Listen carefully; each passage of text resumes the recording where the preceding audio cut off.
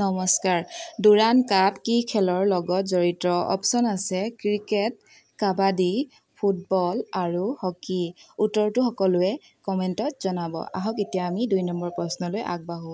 2 number প্ৰশ্নটো হৈছে Aga Khan cup কি খেলৰ লগত জড়িত? অপচন আছে ক্ৰিকেট, ফুটবল, লন টেনিছ আৰু হকী। শুদ্ধ উত্তৰটো হ'ব হকী খেলৰ লগত আগা খান কাপ জড়িত হৈ আছে। 3 নম্বৰ প্ৰশ্নটো হৈছে ৰঞ্জী ট্ৰফী কি খেলৰ লগত জড়িত? অপচন আছে হকী, ক্ৰিকেট, কাবাডী আৰু ফুটবল। শুদ্ধ উত্তৰটো হ'ব ক্ৰিকেট। ভাৰতৰ খেলুৱৈসকলক ৰঞ্জী ট্ৰফী দিয়া হয়। 4 নম্বৰ প্ৰশ্নটোলৈ আগবাঢ়ো। 4 নম্বৰ প্ৰশ্নটো হৈছে সন্তোষ ট্ৰফী কি খেলৰ লগত জড়িত? অপচন আছে হকী, ফুটবল, লন টেনিছ আৰু ক্ৰিকেট। শুদ্ধ উত্তৰটো হ'ব ফুটবল। ভাৰতৰ ৰাষ্ট্ৰীয় ফুটবলৰ লগত সন্তোষ ট্ৰফী জড়িত হৈ আছে। এতিয়া 5 নম্বৰ প্ৰশ্নলৈ আগবাঢ়িছোঁ।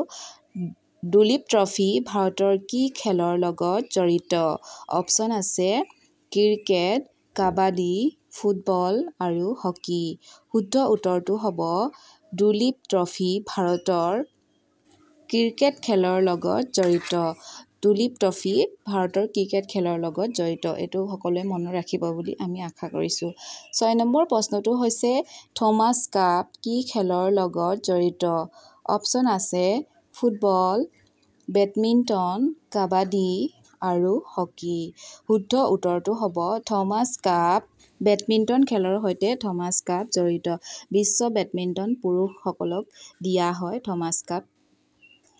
7 নম্বৰ প্ৰশ্নটো হৈছে ইউৰো কাপ কি খেলৰ লগত জড়িত? অপচন আছে হকী, কাবাডী, ফুটবল আৰু বেডমিণ্টন। শুদ্ধ উত্তৰটো হ'ব ইউৰো কাপ ফুটবল খেলৰ সৈতে জড়িত। আন্তঃৰাষ্ট্ৰীয় ফুটবল প্ৰতিযোগিতাত ইউৰো কাপ প্ৰদান কৰা হয়। 8 নম্বৰ প্ৰশ্নটো হৈছে ৰংগাস্বামী কাপ ভাৰতৰ কি খেলৰ লগত জড়িত আছিল? অপচন আছে লন টেনিছ, বেডমিণ্টন, ক্ৰিকেট আৰু হকী। উত্তৰ হ'ব হকী। ভাৰতৰ ৰাষ্ট্ৰীয় হকী চেম্পিয়নশ্বিপসকলক এই কাপ প্ৰদান কৰা হয়। 9 নম্বৰ প্ৰশ্নটো হৈছে ডেভিছ কাপ কি খেলৰ লগত জড়িত? অপচন আছে ক্ৰিকেট, লন টেনিছ আৰু বেডমিণ্টন আৰু হকী। শুদ্ধ উত্তৰটো হ'ব লন টেনিছ খেলৰ সৈতে ডেভিছ কাপ জড়িত আছে। আহক এতিয়া আমি 10 নম্বৰ প্ৰশ্নলৈ আগবাঢ়ো।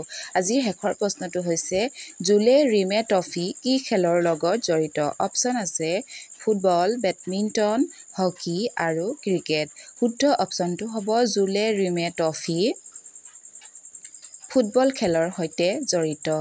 ধন্যবাদ সকলোলৈকে আমাৰ ভিডিঅ'টো শেষলৈকে চোৱাৰ বাবে। আমাৰ ভিডিঅ'বোৰ চাই কেনেকুৱা পাইছে আপোনালোকে সঁহাৰিসমূহ কমেণ্টত জনাবলৈ নাপাহৰিব। ধন্যবাদ।